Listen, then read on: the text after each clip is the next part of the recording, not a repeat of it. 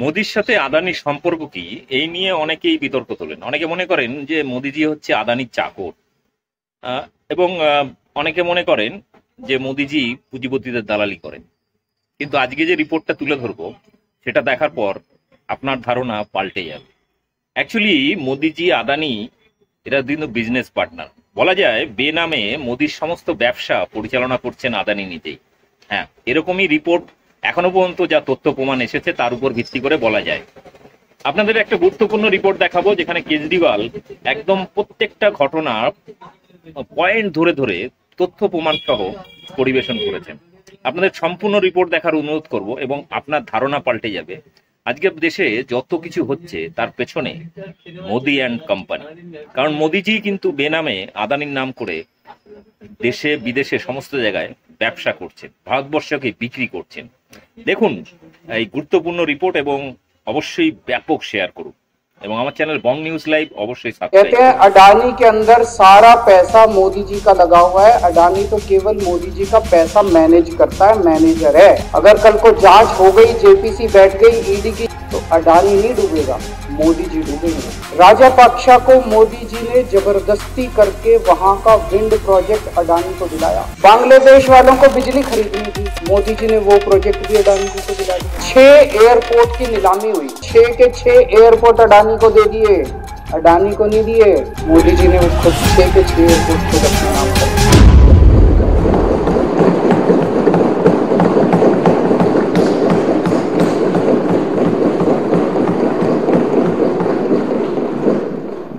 आदरणीय अध्यक्ष महोदय, अभी कुछ दिन पहले बीजेपी का एक बहुत बड़ा नेता मिला मेरे को, उससे काफ़ी लंबी चर्चा हुई मेरी, और उसने जो जो बातें बताई वो इतनी चौंकाने वाली थी कि आप सब सुनोगे तो रोंगटे खड़े हो जाएंगे। उसने मेरे से पूछा कि केजरीवाल जी आपको क्या लगता है, मोदी जी अडानी की इतनी मदद क्यों करते हैं? मैंने कहा दोस्त हैं दोनों इसीलिए करते हैं। कहता बस इसलिए। कहता मोदी जी ने आज तक किसी के लिए कुछ नहीं करा, अपनी वाइफ के लिए कुछ नहीं करा, अपनी माँ के लिए कुछ नहीं करा, उनके भाई गुजरात में रहते हैं उनके लिए, किसी रिश्तेदार के लिए कुछ नहीं करा, राजनीतिक गुरु के लिए कुछ नहीं किया। वो अपने दोस्त के लिए इतना कुछ करेंगे, ऐसा कैसे हो सकता है? दोस्त पे इतने मेहरबान क्यों हैं? ऐसी भी क्या दोस्ती है? आज के ज़माने में कौन कोई भाई के लिए कुछ नहीं करता, दोस्त के लिए कौन करता है? तो मैंने कहा फिर क्या मामला है? कहता आप खुद सोचो, इतना बड़ा क्राइसिस हुआ, हिंडनबर्ग की रिपोर्ट आई, चारों तरफ थू थू हुई, पूरा क्रैश कर गया अडानी ग्रुप। मोदी जी इतने स्वार्थी आदमी हैं कि अगर केवल मामला दोस्ती तक होता तो 2 मिनट में उसको साइड करते और कहते मेरा कोई लेना देना नहीं इससे। अभी भी उसको बचाने में लगे हुए हैं। कभी एसबीआई को कह रहे हैं इसको पैसे दो, आज अखबार में आया पीएफ वालों को भी बोला इसको पैसे दो। सारी एजेंसी अभी भी उसको पूरी तरह से उसको बचाने में लगे हुए हैं। तो मैं भी अचंभे में रह गया कि मामला तो कुछ अलग ही है। क्यों ऐसा भी क्या दोस्त हो गया कि दोस्त डूब रहा है और फिर भी उसको पूरी तरह से इतना बड़ा पॉलिटिशियन है। पॉलिटिशियन के लिए तो परसेप्शन सबसे इंपॉर्टेंट होती है। कोई आसपास वाला अगर कहीं वो तो आदमी कह देता है यार मेरे से मिलना बंद कर दियो कल से, वो उसको अभी भी बचाने में लगे हुए हैं। और उसने मेरे को बताया कि मैंने कहा फिर मामला क्या है? तो कहता है जी अडानी तो केवल फ्रंट है, अडानी में सारा पैसा मोदी का लगा हुआ है। मैंने कहा ये कैसे हो सकता है? ये नहीं हो सकता। कहते हैं अडानी के अंदर सारा पैसा मोदी जी का लगा हुआ है, अडानी केवल फ्रंट है, अडानी तो केवल मोदी जी का पैसा मैनेज करता है, मैनेजर है। उसको 10%, 15%, 20% इतनी कमीशन मिलती है, बाकी सारा का सारा पैसा मोदी जी का लगा हुआ है। अगर कल को जांच हो गई, जेपीसी बैठ गई, ईडी की जांच हो गई, सीबीआई की जांच हो गई, तो अडानी नहीं डूबेगा, मोदी जी डूबेंगे। जिस दिन अडानी डूबा उस दिन मोदी जी डूबेंगे। मैंने कहा यार उनको पैसे की क्या जरूरत है, प्रधानमंत्री जी को, मोदी जी को, उनके ना आगे कोई ना पीछे कोई, उनको क्या पैसे की जरूरत है। तो कहता है सर पैसे की हवस होती है, लत होती है। कहता है इतने दुनिया में इतने बड़े बड़े अमीर आदमी हैं, उनको कोई अब और पैसे की थोड़ी जरूरत है, लगे पड़े हैं सारे, और पैसा और पैसा और पैसा। बोला हवस होती है। बोला जिस दिन अडानी दुनिया का सेकंड रिचेस्ट मैन बना था, अडानी दुनिया का सेकंड रिचेस्ट मैन नहीं बना था, मोदी जी दुनिया के सेकंड रिचेस्ट मैन बने थे। और अब मोदी जी का ख्वाब है, उनका सपना है कि वो दुनिया के रिचेस्ट मैन बनना चाहते हैं। प्रधानमंत्री तो बन गए, वो दुनिया के रिचेस्ट मैन बनना चाहते हैं। फिर उसने मेरे को एक एक करके, मैं बड़ा धीरे धीरे उसकी बातों पे, पहले तो मैं एकदम शॉक हो गया, ये कह क्या रहा है कि अडानी के अंदर सारा पैसा मोदी जी का लगा है। फिर वे धीरे धीरे उसने एक एक करके बातें खोल के समझानी चालू की। कहता है मोदी जी श्रीलंका गए, श्रीलंका के राष्ट्रपति राजापाक्सा हैं। राजापाक्सा को मोदी जी ने जबरदस्ती करके वहां का विंड प्रोजेक्ट अडानी को दिलाया। क्यों दिलाया? मैं आप लोगों से पूछना चाहता हूं, आप में से कोई विदेश जाएगा तो वहां की किसी एजेंसी को जबरदस्ती करके अपने भाई को, रिश्तेदार को ठेका दिला के आओगे क्या? ऐसे कोई करता है क्या? मोदी जी ने जबरदस्ती राजापाक्सा के ऊपर प्रेशर डाल के वहां का विंड प्रोजेक्ट अडानी को दिलाया। अडानी को नहीं दिलाया, खुद लिया वो प्रोजेक्ट। वो मोदी जी का प्रोजेक्ट है, वो अडानी का प्रोजेक्ट नहीं है। और ये बात कैसे निकली? वहां का जो बिजली बोर्ड है श्रीलंका का, जैसे अपने यहाँ स्टैंडिंग कमेटी है असेंबली की, पार्लियामेंट की स्टैंडिंग कमेटी है, वैसे उनकी भी पार्लियामेंट की स्टैंडिंग कमेटी होती है। तो वहां पे पार्लियामेंट की, श्रीलंका की पार्लियामेंट की स्टैंडिंग कमेटी ने जब उनके बिजली बोर्ड के चेयरमैन को बुलाया और बोले तूने ये प्रोजेक्ट अडानी को क्यों दिया, तो उसने कहा जी राजापाक्सा साहब ने मेरे को बुलाया था, उन्होंने कहा मोदी जी मेरे पे बहुत प्रेशर डाल रहे हैं कि ये प्रोजेक्ट अडानी को दो।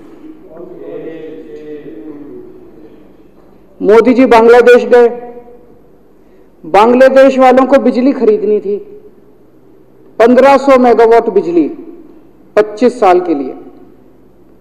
मोदी जी ने वो प्रोजेक्ट भी अडानी जी को दिला दिया। अडानी को नहीं दिलाया, मोदी जी ने वो प्रोजेक्ट खुद लिया।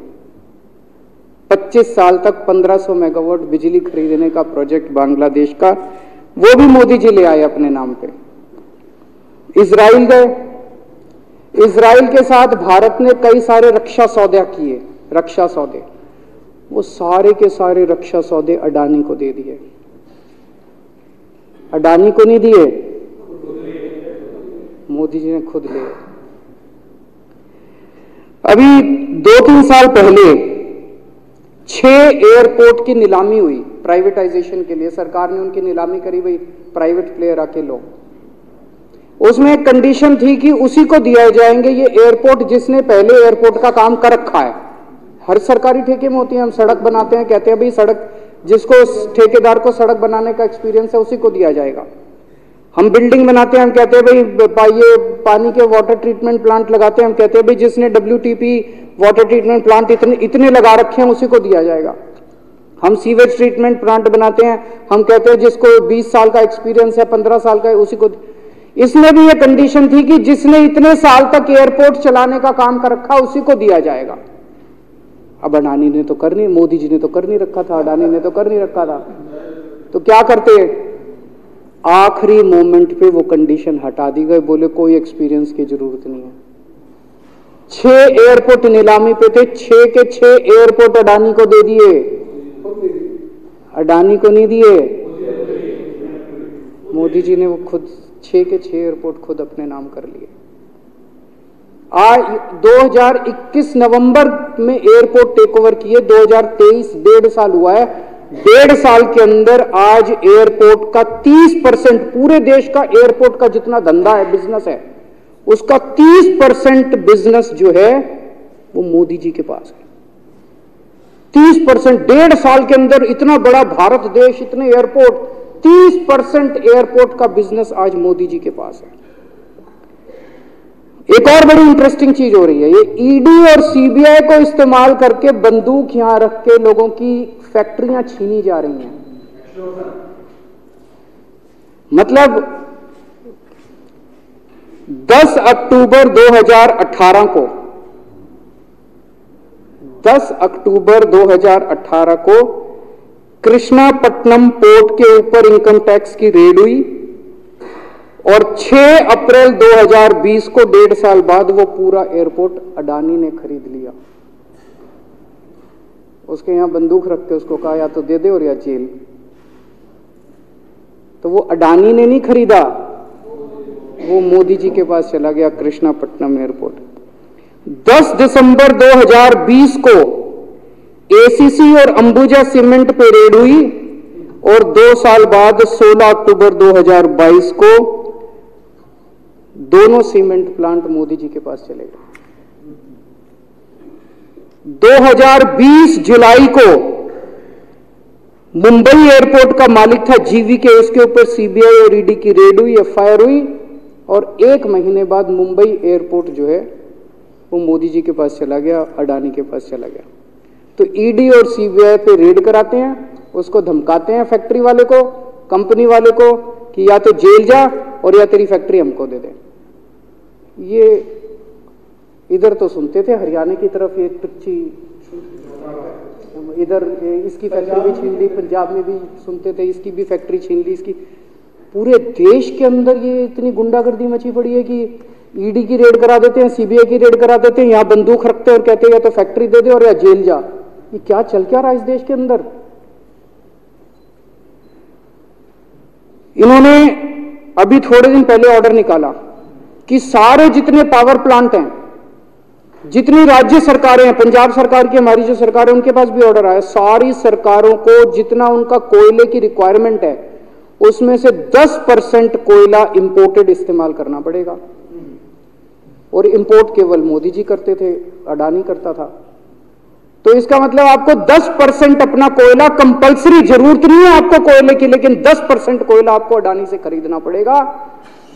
हमारे देश का कोयला 2000 रुपए टन है, इंपोर्टेड कोयला 20,000 रुपए टन है। 10 गुना दाम के ऊपर आपको अडानी से यानी कि मोदी जी से कोयला खरीदना पड़ेगा।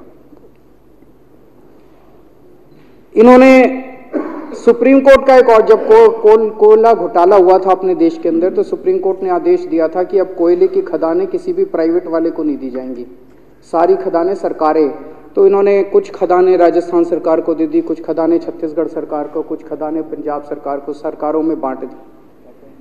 बाकी पूरे देश में केवल राज्य सरकारों के पास खदानें हैं। केवल अडानी के केस में उन्होंने एक्सेप्शन करके अडानी को कोयले की खदानें दे दी और उसमें भी ऑर्डर कर दिया कि 4000 कैलोरी से कम वाला कोयला जो है उसको रिजेक्टेड माल माना जाएगा, जबकि वो सबसे अच्छा कोयला माना जाता है और वो रिजेक्टेड माल इसको फ्री में मिलता है।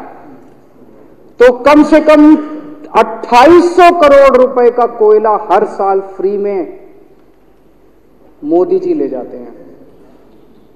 2800 करोड़ रुपए का कोयला हमारी खदानों से हर साल मोदी जी निकाल के ले जाते हैं। 2014 में, अभी जो अतिशी जी ने कहा, 2014 में अडानी जी की यानी कि मोदी जी की जायदाद 50,000 करोड़ की थी।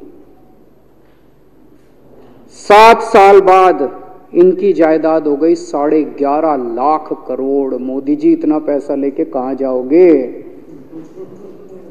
11.5 लाख करोड़ रुपए की जायदाद, 7 साल में इतना लूट लिया आपने देश को।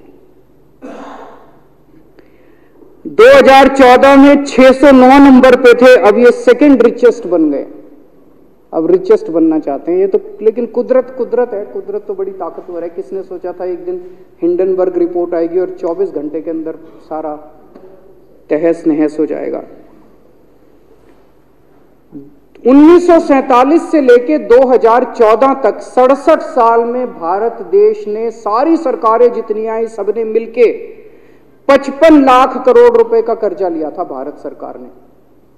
2014 से 2022 7 साल के अंदर 85 लाख करोड़ रुपए का कर्जा ले लिया, दुगने से भी ज्यादा। जितना 67 साल में लिया था उतना 7 साल में ले लिया। ये पैसा गया कहां?